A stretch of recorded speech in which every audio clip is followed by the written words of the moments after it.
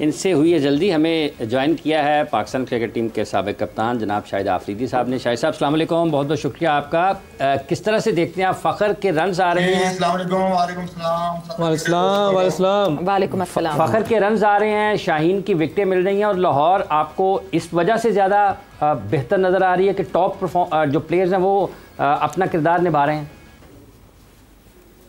इमरान, यहाँ आप देखें, मैच विनर्स का टीम में होना बहुत इंपॉर्टेंट है, जिसकी रेपो इस तरह बनी, जिन्होंने मैचेस पास पे पाकिस्तान को भी जितवाए, अपनी फ्रेंचाइजीज को जितवाए में। एक तो कॉम्बिनेशन ओवरऑल बहुत अच्छा था। जो मुझे मुल्तान सुल्तान के अंदर कमी पहले भी नजर आई थी, अब भी नजर आई थी पहले मैच के बाद, वो आपका स्पिनर, क्योंकि वो एरिया आपका राशिद खान ने बहुत जबरदस्त कवर किया था। और जब पहले मैच में इन्होंने लेग स्पिनर को नहीं खिलाया तो मैंने कहा ये बहुत बड़ी गलती की है, इनको खिलाना चाहिए जो बांग्लादेश का जो स्पिनर लेग स्पिनर है। तो आई थिंक ओवरऑल अब कॉम्बिनेशन देखा जाए तो उनकी बॉलिंग, स्पिनर्स, बैटिंग उनकी, जबकि उनके शुरू में 2 आउट भी हो गए थे लेकिन बड़े अच्छे तरीके से कवर किया, क्योंकि मैच्योरिटी थी बैट्समैनों के अंदर। मिचेल जो खेलता है, जिस तरीके से वो खेलता है, और जो उसकी रेपो है न्यूजीलैंड की तरफ से, I think is well mature player और सिचुएशन कंडीशन के हिसाब से वो अपने आप को एडजस्ट कर जाता है। बाकी फ़खर नो डाउट उसकी हम सबको उसकी रेपो का पता है कि वो वन साइड, बिल्कुल वंस फ़खर स्टार्ट्स ऑफ तो उसके बाद फिर बिल्कुल सो वन साइडेड हो जाता है ये मुकाबला। बिल्कुल अजहर साहब, वो ये था कि वो वार्नर की रेपो के ऊपर, उसके नाम के ऊपर उसको कप्तान बनाया वार्नर को। मेरे ख्याल में ये डिसीजन मैंने पहले भी कहा था कि मुझे समझ नहीं आया, क्योंकि शान मसूद को आप लोगों ने अनाउंस कर दिया था और कप्तान जो है वो देखें उसके नाम पे उसको, वो कोई परफॉर्मर नहीं, वो अब क्रिकेट है। एक मैच के अंदर आपने बहुत अच्छी परफॉर्मेंस दी, अगले मैच के अंदर आप बिल्कुल वन साइडेड हो गए, तो ये क्रिकेट के लिए अच्छा नहीं है, पीएसएल के लिए अच्छा नहीं है। अभी तक मेरे ख्याल में 3 से 4 मैचेस मैंने देखे जो वन साइडेड हुए, 2 पेशावर ज़ल्मी के और एक ये कल कराची वाला। बिल्कुल एक ट्रेंड सा आपको पीएसएल में दिखा अजहर साहब के, जो है ना शुरू की टीम ने जो है वो 200+ रन बना दिए, दूसरी जो है वो आसपास नहीं भटक सकी।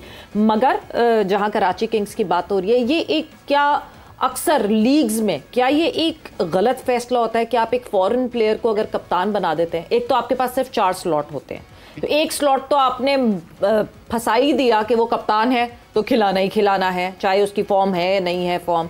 दूसरा ये कि उस फॉरेन प्लेयर को आपके डोमेस्टिक के लड़कों के बारे में इतना पता ही नहीं होता कि वो यूटिलाइज कर सके। बिस्मिल्लाहिर्रहमानिर्रहीम। लेकिन सबसे पहले तो ये तो कोई शक नहीं है कि वार्नर एक बड़ा प्लेयर था। ठीक, था में और है में बड़ा फ़र्क है। हाँ में काफ़ी जोर था।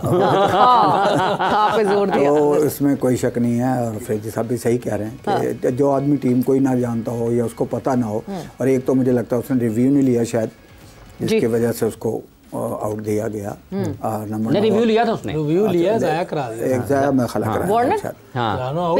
पिछले मैच में उसने रिव्यू नहीं लिया था, पिछले मैच में वो नॉट आउट था और उस वक्त वो चलता बना था, पहला था मैच ना। तो आपका जो 20 के मैच में आप किसी का नहीं कह सकते कि कौन रन करेगा जी। देखा ना, जो कल जो ओपनर आया था विंस, उसने अच्छी इनिंग खेली थी, लेकिन कल जो शाहीन शाह अफरीदी की बॉलिंग थी वो पहले वाली बॉलिंग रही थी जो वो करते रहे हैं। और जो लोगों को था कि पहले ही ओवर में 1-2 आउट करके, तो वो उन्होंने दिखाए और लोगों को प्रोड्यूस थे। मैंने देखा उनको कि यार एक फॉर्म में बॉलर आ गया, उसने वाकई एक दिखाया। खुदा करे कि वो इसी तरह रहें और वो पाकिस्तान के काम आते रहें।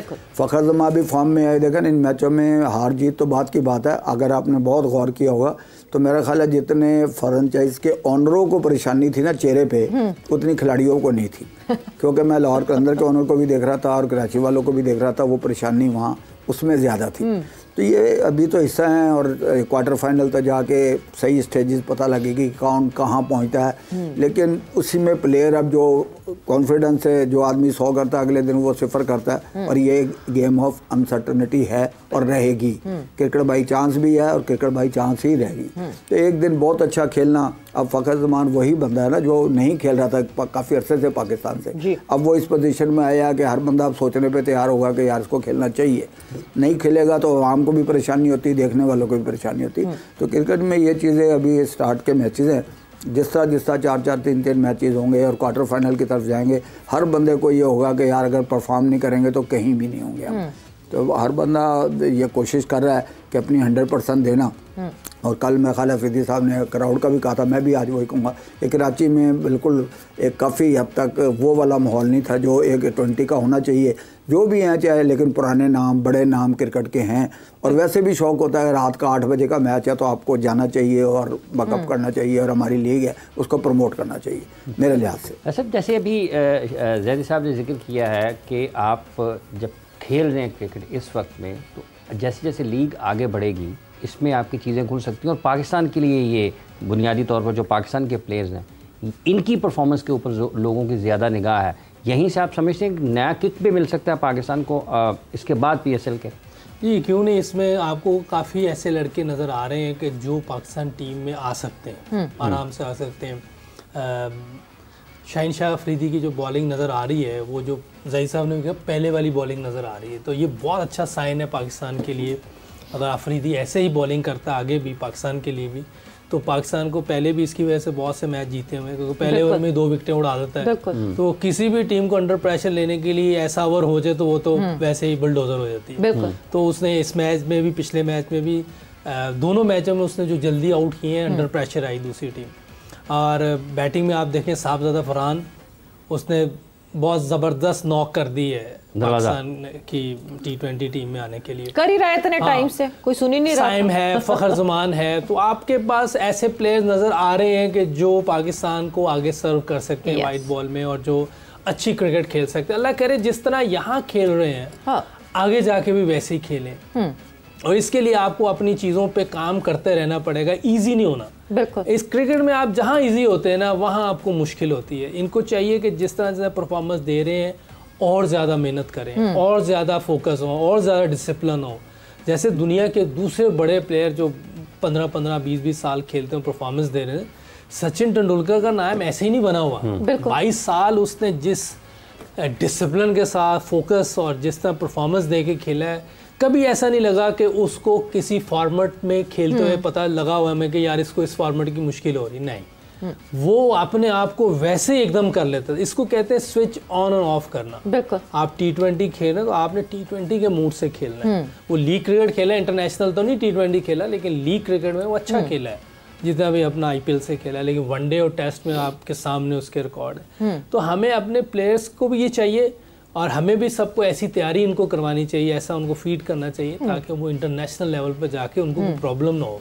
ये बहुत इंपॉर्टेंट है कि इंटरनेशनल लेवल पे जाके क्या वो रेसिप्रोकेट कर सकेंगे, उस तरह की परफॉर्मेंस दे सकेंगे। लाला आपकी तरफ मैं आऊँगी, बिकॉज यस हमने जो है साहिबजादा फरहान की बात की, फ़खर की हम जिस तरह बात कर रहे हैं, वो फ़खर तो हमें इंटरनेशनल में उस तरह करते हुए बिट्स एंड पीसेस में दिखाते रहे हैं। साहिबजादा फरहान की अब बात आती है कि वेदर वो करेंगे इंटरनेशनल सिनेरियो में ऐसा या नहीं करेंगे। बट सबसे बड़ा सवाल ये पैदा होता है कि आप भी स्क्रीन पे देख रहे हैं, हम भी टीवी पे देख रहे हैं, हम लोग वो चीज़ें जो है ये हम इस वक्त ये परफॉर्मेंसेस टीवी पर देख रहे हैं। सो जब सिलेक्टर्स भी ये परफॉर्मेंसेस सिर्फ टीवी पे देखकर अगर अप्रूव करेंगे यूसुफ, तो फिर तो हमें और सिलेक्टर्स की जजमेंट में कोई फ़र्क ही नहीं होगा।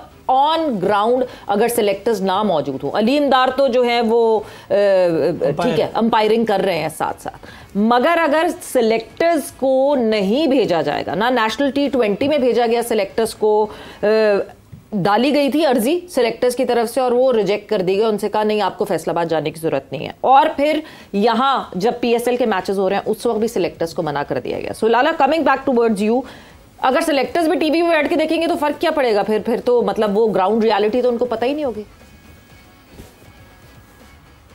नहीं जाना चाहिए सिलेक्शन कमेटी को, बिल्कुल जाना चाहिए, जाना चाहिए। डोमेस्टिक क्रिकेट इवन इतना बड़ा आपका इवेंट चल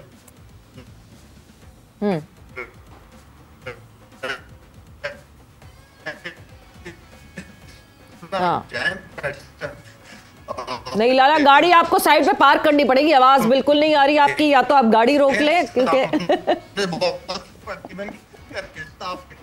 और ज्यादा अच्छा करके ये रिव्यू लेना पड़ेगा। हाँ, आप जो बात की उसका रिव्यू लेना पड़ेगा क्योंकि हमें अभी समझ नहीं आई है कि आपने बात। लेकिन यूसुफ भाई एक सिलेक्टर तो है ना ग्राउंड में। अच्छा देखिए, ये भी हो सकता है कि अगर शायद किसी और वजह से वो ना इजाजत दे रहे हो, लेकिन ये है कि कराची वाला कराची जाके मैच देखे, जैसे असद, लाहौर वाला अजहर अली वो इधर देख ले, बांट लें कोई उधर और एक अंपायर तो हर वक्त साथ है। लाला की आवाज आना शुरू हो गई। जी लाला जी आप जवाब। मैं ये कह रहा हूँ सवेरा की सिलेक्शन कमेटी का जाना जरूरी है। वो वहां पे जाके प्लेयर्स के साथ अगर सिलेक्शन कमेटी का कोई भी मेंबर जाता है और एक नया यंग प्लेयर अच्छा परफॉर्म कर सकता है, उसके लिए एक दो अच्छे अल्फाज जाके खड़े होके बोलेगा कि अगर इसी तरह मेहनत करते रहोगे, इसी तरह परफॉर्म करते रहोगे तो आपके लिए दरवाजे खुले और हमने आप पे नजर रखी हुई इंशाल्लाह कि बेटा। तो वो ये अल्फाज सिलेक्शन कमेटी की तरफ से एक प्लेयर के लिए बहुत ज्यादा है। और जो जहां का है वहां देखे ना, कराची वाला कराची को देखे, जो सिलेक्शन कमेटी वाले जो हमारे लाहौर के पंजाब के, वो यहाँ पे मैचेस को कवर कर सकते हैं। इशू तो नहीं है जाना, लेकिन जाना जरूरी है। हाँ बिल्कुल, इस तरह डिवाइड कर लें, जगह जगह के हिसाब से डिवाइड कर सकते हैं।